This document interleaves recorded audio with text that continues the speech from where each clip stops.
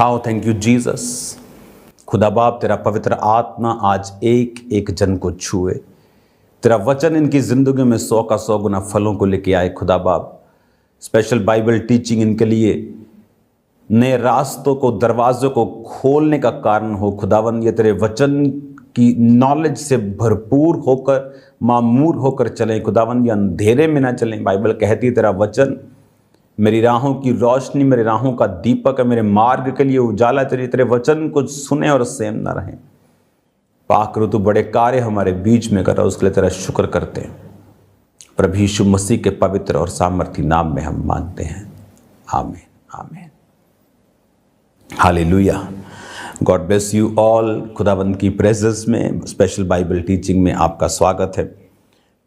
और मैं आपको बताना चाहता हूँ होली स्पिरिट के द्वारा कि जब कभी भी परमेश्वर ने आपको डिलीवर करना हो, वो अपने वचनों के साथ आपको जोड़ता है।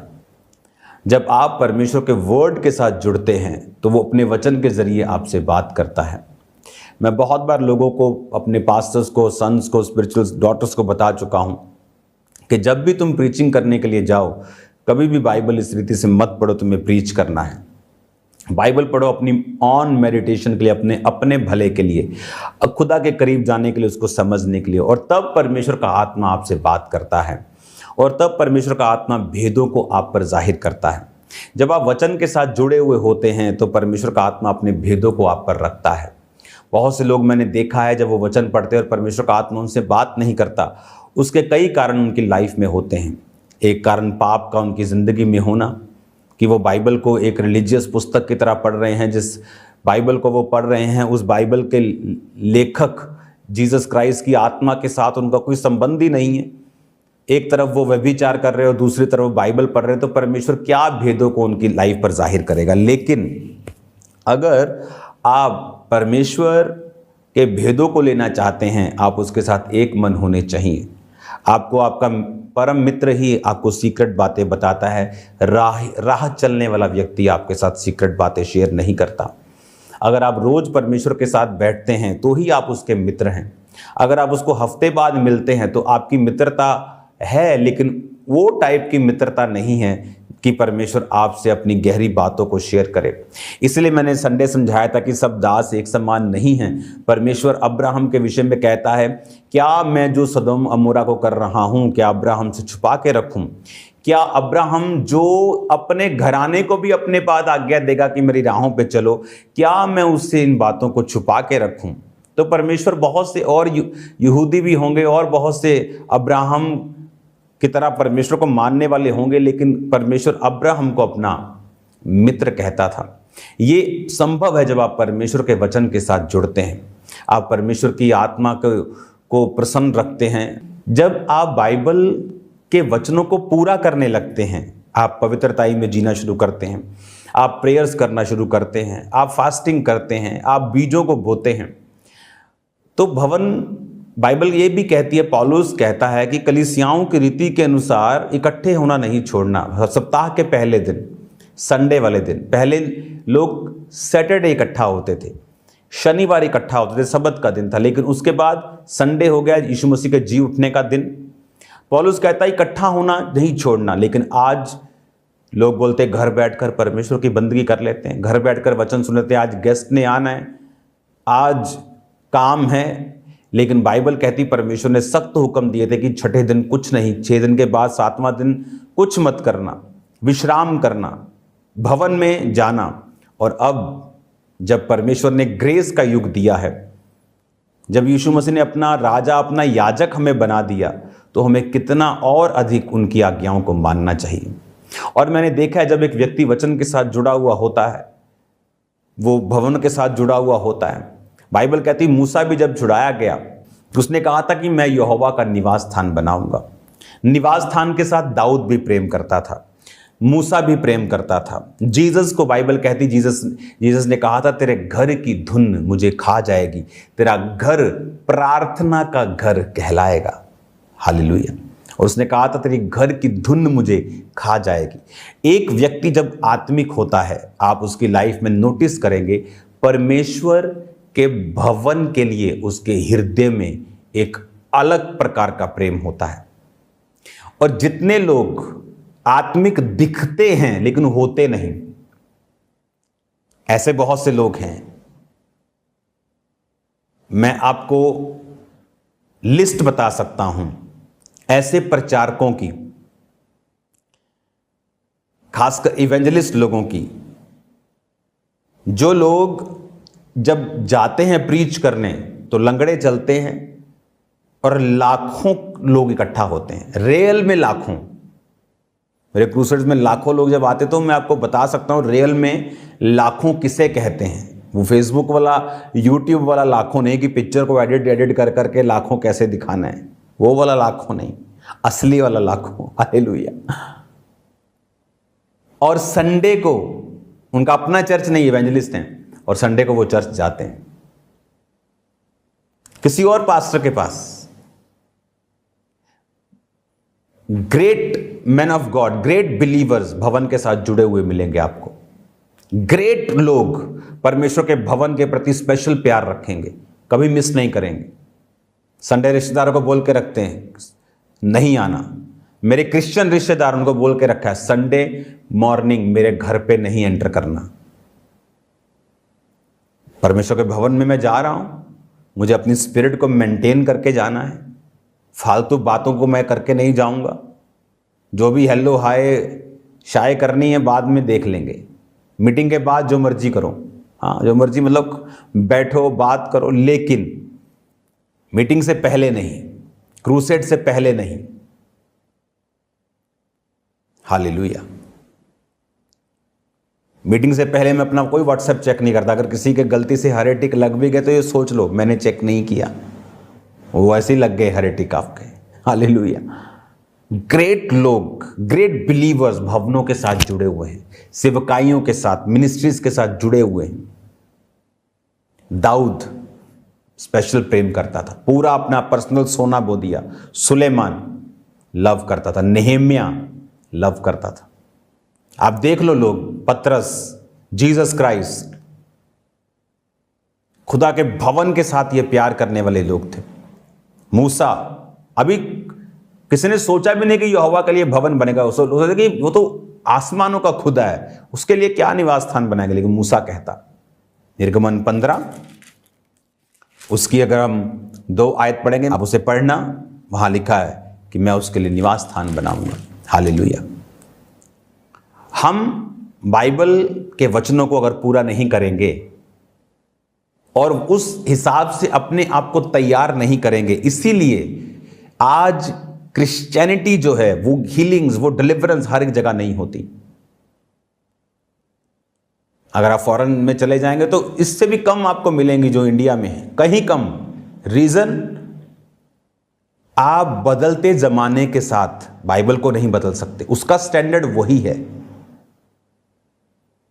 अब आपने कई तरह की कम्युनिटीज को अपने में जगह देनी शुरू कर दी है।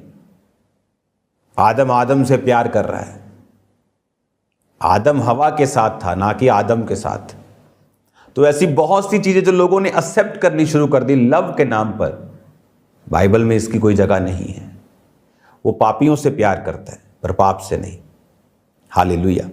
अब जो मैं आपको बता रहा हूं कि ग्रेट लोग, खासकर जिन्होंने डिलीवरेंस को पाया है या जिनके द्वारा भी डिलीवरेंस हुई है, खुदा के भवनों से प्यार करने वाले लोग थे। एक स्पेशल लगाव था परमेश्वर के भवन के साथ उनका। आप जानते हैं मूसा,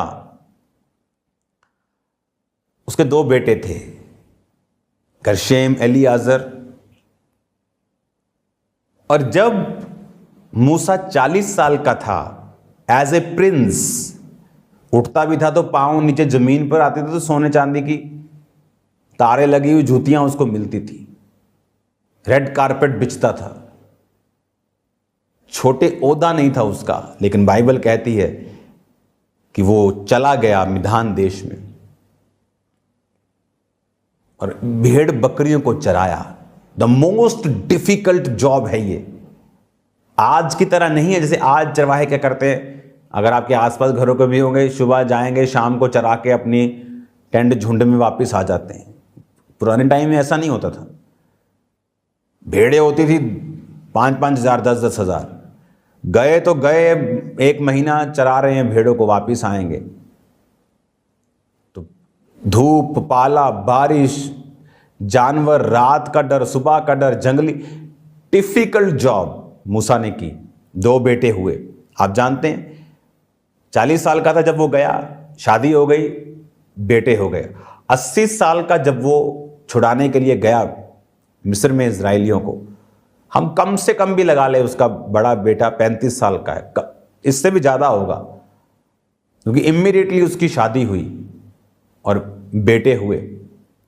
कि जब वो 80 का था तो उसका बेटा कम से कम 35 साल का था, बड़ा।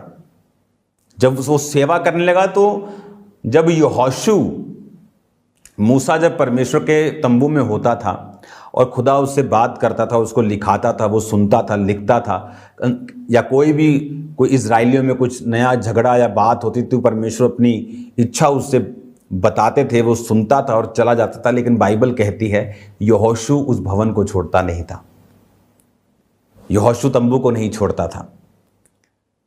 तो ये मत समझो कि मूसा के बच्चे छोटे छोटे थे, तो जब अगुवाई करने की बारी आई मूसा के बाद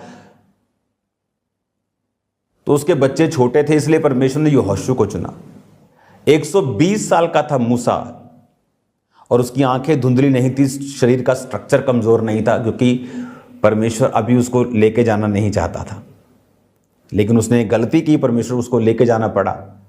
लेकिन परमेश्वर ने उसको इस तरह से तैयार किया था कि अभी भी 30 साल वो कहीं नहीं जाता, अभी भी 25 साल कहीं नहीं जाता। अब जब परमेश्वर ने कहा था मनुष्य की आयु 120 साल की होगी, उसके बाद भी लोग 150 साल जीते रहे। पर अब्राहम से लेकर अगर आप देखेंगे, अलग अलग इसहाक को देखेंगे तो ये सब 120 से ज़्यादा जिए हैं, 175 भी जिए हैं। जिस समय यहोशू चुना गया उसका बेटा कम से कम 75 साल का था। एक 75 साल का आदमी काबिल होता है, मैच्योर होता है, दुनिया देख ली होती है, लेकिन परमेश्वर ने उसको नहीं चुना, यहोशू चुना। कारण ये नहीं कि वो बच्चों को नहीं चुनता है, कारण ये नहीं कि वो बच्चों को चुनता नहीं है या बच्चों को ही चुनेगा। कारण ये है कि वो अपने बाप को फॉलो कर रहे हैं। अब दाऊद के बाद परमेश्वर ने सुलेमान उसके बेटे को चुना, क्योंकि सुलेमान ने उसकी गवाही को फॉलो किया। उसके बच्चे अगुवाई के लिए नहीं चुने गए। जब मूसा आ रहा था छुड़ाने के लिए इजराइलियों को, तो परमेश्वर ने रास्ते में मूसा को मारना चाहा, बाइबल कहती है। बड़ा इंटरेस्टिंग ये सब्जेक्ट है। और क्यों परमेश्वर किसी को मारेगा जिसको वो चिन्ह दे के भेज रहा है? क्योंकि बाइबल कहती है उसके पुत्रों का खतना नहीं हुआ था, तो उसकी मां ने उसके पुत्रों का खतना किया। वो छोटे नहीं थे तब, ये यंग थे, अडल्ट थे, अडल्ट से टप चुके थे, आगे थे। परमेश्वर पक्षपात नहीं करता,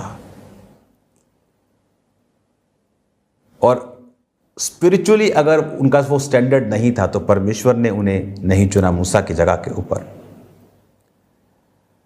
यहोशू चुना गया। क्यों? अगर आप उसकी लाइफ देखें, मूसा के चले जाने के बाद भवन से यहोशू वहीं रहता था, भवन के साथ प्यार। सुलेमान का परमेश्वर के भवन जाते वक्त 1000 और हजारों बलियों को चढ़ाना, प्रभु ने कहा क्या चाहिए तेरे को? हालेलुया। अगर आप विश्वासी हैं और आप चर्च के साथ प्यार, भवन के साथ प्यार नहीं करते, कहीं कमी है आपकी लाइफ में, शैतान कहीं काम कर रहा है। हालेलुया। क्योंकि अगर आप एक अच्छे बिलीवर हैं तो मेरे को, मैं आप गिनाता हूं, मूसा, यहोशू, गिन लो, नेहेमिया, एजरा, चेक कर लो। डैनियल किसकी तरफ प्रार्थना करता था मुंह करके? 3 बार दिन में, उसके भवन की ओर।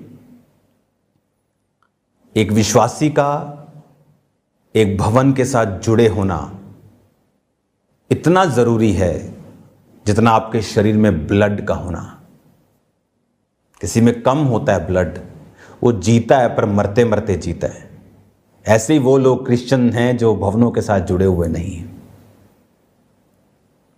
मेरा बिलीव है आप लोग इस वचन, क्योंकि छुटकारा जो होता है वो ऐसे नहीं होता जिस तरह लोग समझते हैं। एक पादरी आएगा, प्रेयर करेगा, छुटकारा हो जाएगा। सिंपल इस तरह से नहीं होता। यीशु मसीह की चर्चिस को अखाड़े मत बनाओ जहां पर हाला ला ला ला ला हो रही, फेसबुक से 2-3 डाटा चेक किया, 2-3 लोगों को खड़ा किया, प्रोफेसियां मारी और आ गए। नो नो, डिलीवरेंस बहुत चीज़ों पर निर्भर करती है। एक घर सिर्फ सीमेंट ईंट से नहीं बना हुआ, हजारों प्रोडक्ट्स लगे होते हैं।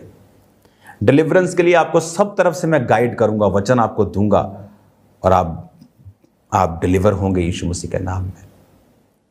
तैयार रहो थर्सडे मीटिंग के लिए। खुदावंद का आत्मा बड़े काम आपकी लाइफ में करेगा। आप सेम नहीं हैं यीशु मसीह के नाम में। God bless you all. खुदावंद आपके साथ हों और थर्सडे खुदावंद के भवन में तैयारी के साथ स्पिरिट में 4 पड़ोसियों को साथ लेते हुए और खुदावंद ताकि आप सब तरफ बोते रहें, रूहों को बोते रहें, ताकि आपकी डिलीवरेंस जो है वो ज़बरदस्त रीति के साथ हो और नोटिस करने वाली डिलीवरेंस हो। जब ब्रांच खुलती है तो नोटिस होती है, ये क्या हो रहा है, एकदम से ये एक महल कहाँ से प्रकट हो गया एक दिन में। अगर आप पहले से आत्मिक मेहनत करेंगे, आपकी डिलीवरेंस, आपकी बरकत नोटिस करने वाली होगी। God bless you all. खुदावंद की प्रेजेंस में मिलते हैं थर्सडे। अपनी आंखों को बंद करो, मैं आपको ब्लेस करता हूँ। खुदा बाप, थर्सडे इनकी गाड़ियाँ, इनके व्हीकल तेरे लहू में छुपाए जाएं। तेरे भवन में आने वाले लोग डिलीवर हों, जो तेरे भवन से प्यार करते हुए आज़ाद हों। तेरा आत्मा इन्हें छुड़ाए प्रभु यीशु के नाम में। आमीन आमीन। God bless you all.